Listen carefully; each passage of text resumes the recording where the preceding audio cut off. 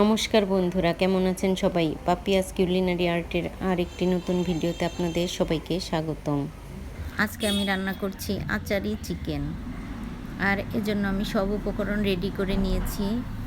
এখানে নিয়েছি আলু, পেঁয়াজ কুচি, আদা বাটা, রসুন বাটা, জিরে বাটা, আর এখানে নিয়েছি সেই মশলাটা, স্পেশাল মশলাটা, পাঁচফোড়ন। আর পাঁচফোড়নটা কি দিয়ে, কি মশলা দিয়ে পাঁচফোড়ন হয় আমি সেটা পরে বলছি। এবার চিকেনটা একটু ম্যারিনেট করে নিচ্ছি। আমি দিয়ে দিলাম চিকেনের উপর পেঁয়াজ কুচি, আদা বাটা, রসুন বাটা, আর দুটো কাঁচা লঙ্কা, দুটো শুকনো লঙ্কা একসঙ্গে আমি বেটে রেখেছি সেই মশলাটা, আর জিরে বাটা, সব মশলা দিয়ে আমি এইবার মাংসটা ম্যারিনেট করে নিব। হলুদ গুঁড়া, মরিচ গুঁড়া, ধনিয়া গুঁড়া, জিরা গুঁড়া, আসলে যা যা চিকেন রান্না করতে লাগে আমি এখানে সব মশলা ইউজ করেছি। আর এখানে সাদা তেলও নিয়েছি। সব কিছু দিয়ে চিকেনটা আমি ম্যারিনেট করে রেখে দিচ্ছি। আর পাঁচফোড়নের কথা বলছি। পাঁচফোড়ন হলো কালো জিরে, সাদা জিরে, মেথি, মৌরি আর রাঁধুনি, এই পাঁচটা মশলা একসঙ্গে আমরা একে বলি পাঁচফোড়ন। আর আমি সেই মশলাটাই শুকনো খোলায় ভেজে পাটায় বেটে নিয়েছি। এবার আমি মাংস রান্না করার জন্য প্রথমে কড়াইতে তেল দিয়ে দিলাম। তেলটা গরম হয়ে গেলে দিয়ে দিলাম জিরে ফোড়ন, আর আলুগুলো আমি ভেজে নিলাম। নুন হলুদ দিয়ে আলুটা আমি ভেজে নিচ্ছি।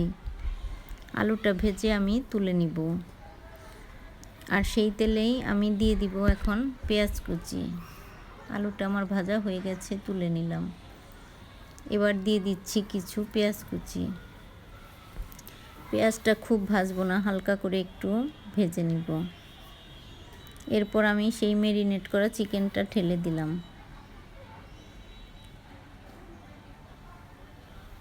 আর চিকেনের ট্রেটা ধুয়ে একটু জল দিয়ে দিব, কারণ চিকেনের ট্রেতে অনেকটাই মশলা লেগে আছে। আসলে বন্ধুরা, প্রতিদিন একঘেয়েমি চিকেন খেতে কারোরই ভালো লাগে না। তবে চিকেনের স্বাদ যদি চেঞ্জ করতে হয় তবে প্রতিদিন একটু ভিন্ন ভিন্ন স্বাদে চিকেন রান্না করতে হবে।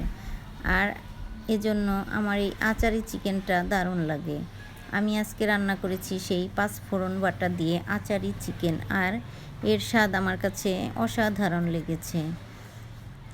আমি এবার চিকেনে স্বাদ মতো লবণ দিয়ে দিচ্ছি। আমি লবণ দিয়ে ম্যারিনেট করিনি, এবার আমি স্বাদ মতো লবণটা দিয়ে দিলাম। এবার মাংসটা খুব ভালো করে কষিয়ে নিতে হবে। আমি ঢেকে ঢেকে কষিয়ে নিব। আর আমি সেই আচারি চিকেনের মশলাটা এখনও দিইনি, কারণ আদা রসুনের কাঁচা গন্ধটা চলে গেলে তারপর আমি সেই মশলাটা দিয়ে দিব। আসলে এই পাঁচফোড়নটা আমি শুকনো খোলা একটু হালকা করে ভেজে তারপর বেটে নিয়েছি।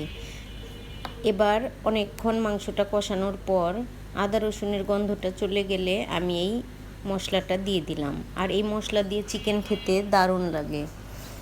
তবে বন্ধুরা, আমরা বাসায় যে জিনিস দিয়ে পাঁচফোড়ন তৈরি করি, তবে বাজারের কেনা পাঁচফোড়ন কিন্তু অন্য মশলা থাকে। আপনারা যদি আচারি চিকেনের পারফেক্ট টেস্ট আনতে চান তবে এই 5টি মশলা দিয়েই পাঁচফোড়ন তৈরি করে তারপর শুকনো খোলায় হালকা একটু ভেজে তারপর বেটে মাংসে দিয়ে দিবেন, তাহলে এর পারফেক্ট টেস্ট পাওয়া যাবে।